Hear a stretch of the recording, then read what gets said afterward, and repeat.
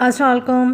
روز کے دسترخوان میں بنائیں گے مزیدار سے زردہ دیگ اسٹائل میں۔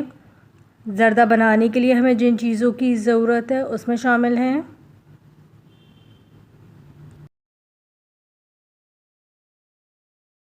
سیلا چاول لیں گے 1 کلو۔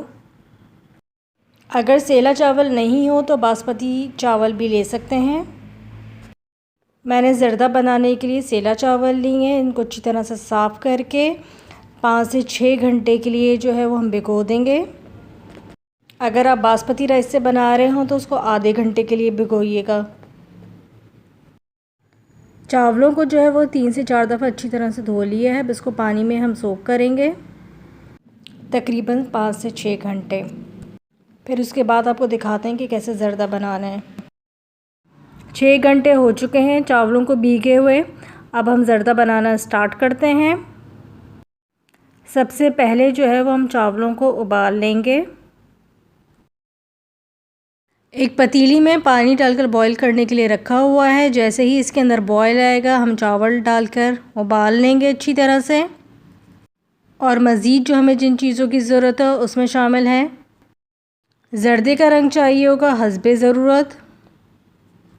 میرے پاس یہ یلو فوڈ کلر ہے تو مجھے اس کو زیادہ ڈالوں گی، 1 سے 2 چائے کے چمچے۔ اگر آپ کے پاس اورنج کلر ہے تو آپ آدھا چائے کا چمچہ یا 1 چائے کا چمچہ لے سکتے ہیں۔ نمک چاہیے ہوگا ہمیں 1 چائے کا چمچہ۔ 6-7 ہمیں چاہیے ہوگی لونگیں۔ ہری الائچی ہمیں چاہیے ہوگی 6 سے 7 عدد۔ پتیلی کا ڈھکنا کھول کے پانی چیک کر لیتے ہیں۔ پانی جو ہے وہ بوائل ہو گیا ہے۔ اب اس میں شامل کریں گے نمک، ہری الائچی، لونگ اور ساتھ ہی زردے کا رنگ بھی شامل کر دیں گے۔ زردے کا رنگ شامل کرنے کے بعد اچھی طرح سے مکس کر لیں گے۔ کلر جو ہے وہ مجھے کم لگ رہا ہے اس لیے میں اس میں اور فوڈ کلر ایڈ کروں گی۔ فوڈ کلر کو اچھی طرح سے پانی میں مکس کرنے کے بعد لونگ اور الائچی کی جب خوشبو آنے لگے گی تو اس کے اندر ہم چاول ڈال دیں گے جو ہم نے پہلے سے سوک کر کے رکھے ہوئے تھے۔ چاولوں کا جو پانی ہے جس میں ہم نے چاول بھگو کے رکھے ہوئے تھے وہ پانی جو ہے ہم پھینک دیں گے۔ زردے کا رنگ جو ہے وہ اچھی طرح سے مکس ہو گیا تھا، اب اس کے اندر ہم چاول ڈال دیں گے۔ چاول ڈالنے کے بعد اچھی طرح سے مکس کر لیں گے۔ سیلا چاولوں کو جو ہے وہ پورا ابالنا ہوتا ہے، اس میں کوئی کسر نہیں رہنی چاہیے۔ باسمتی رائس میں جو ہے وہ تھوڑی سی کسر رکھتے ہیں تاکہ اس سے چاول نرم نہ ہو جائیں۔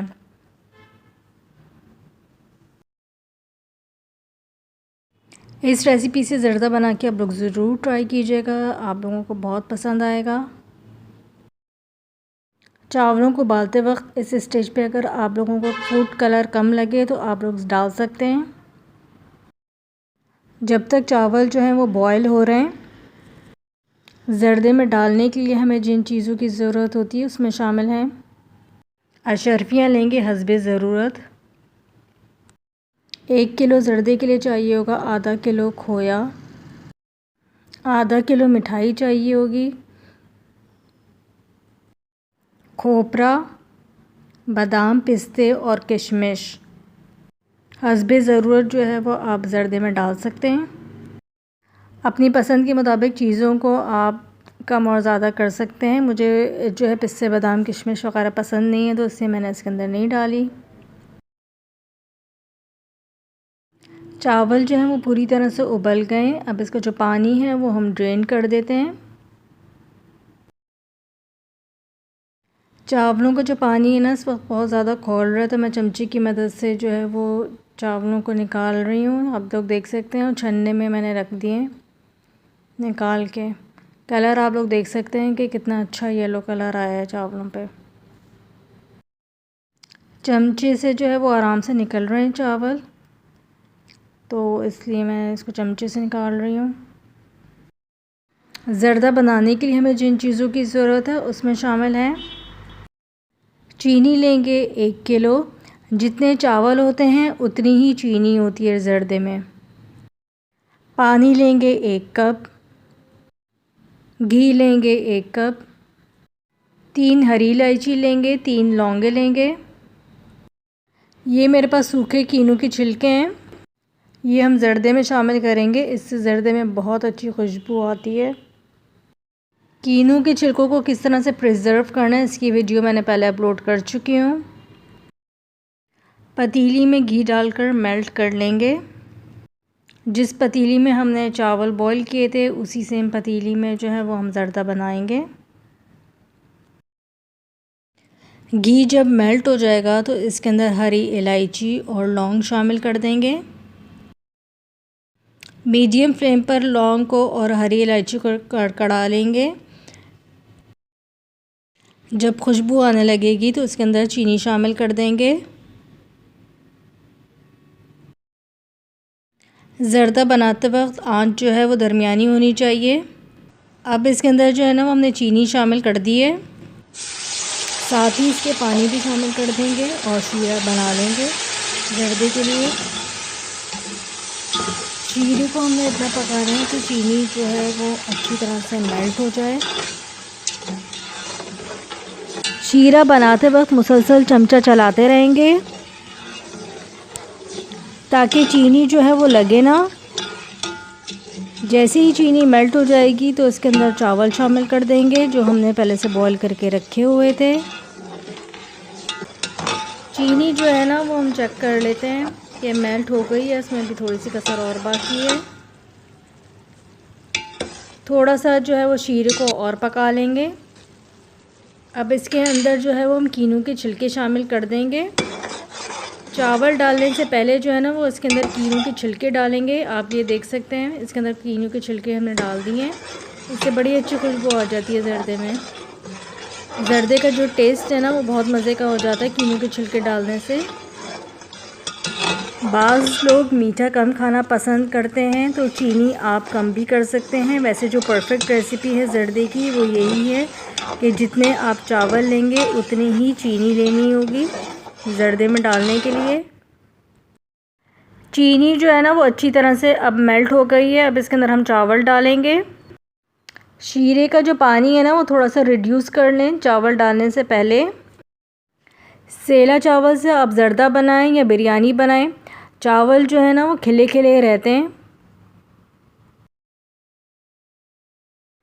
شیرہ جو ہے وہ تیار ہو گیا ہے۔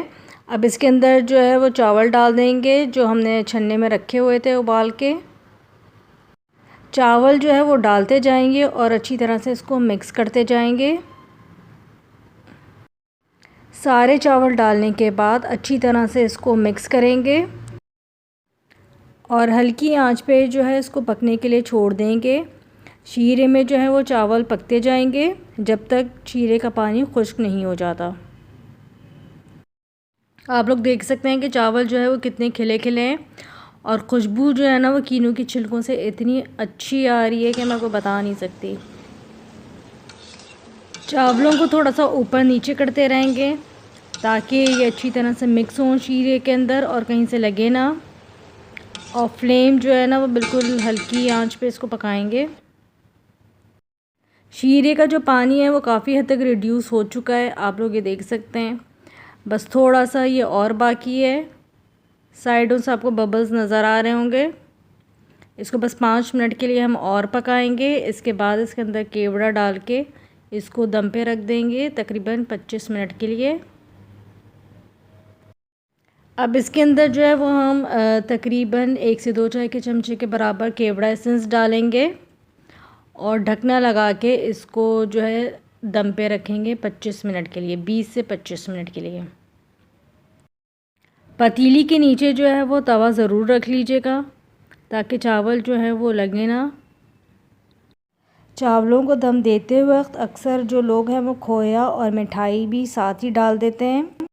دم لگاتے وقت کھویا اور مٹھائی نہ ڈالیں، اس سے کلر جو ہے اس کا براؤن ہو جاتا ہے، کھویا جو ہے وہ جلنے لگتا ہے۔ 25 منٹ ہو چکے ہیں، ڈھکنا کھول کے چیک کر لیتے ہیں۔ زبردست زردہ جو ہے نا وہ ہمارا تیار ہو گیا ہے۔ چولہا جو ہے وہ ہم نے بند کر دیا ہے۔ چولہا بند کرنے کے بعد آپ بادام، پستے، کشمش، اشرفیاں، کھویا، کھوپرا وغیرہ مٹھائی سب ڈال سکتے ہیں۔ تھوڑی سی مٹھائی کھویا وغیرہ آپ لوگ پتیلی میں بھی ڈال سکتے ہیں اور سرو کرتے وقت بھی ڈال سکتے ہیں۔ زردے کو جو ہے وہ ڈش آؤٹ کرتے ہیں اور ساتھ ہی مٹھائی کھویا اور اشرفیوں کے ساتھ جو ہے اس کو سرو کریں گے۔ مزیدار زردہ ہمارا تیار ہے۔ ریسیپی پسند ہے تو چینل کو لائک اور سبسکرائب کرنا نہ بھولیں۔ نیکسٹ ویڈیو تک کے لیے اللہ حافظ۔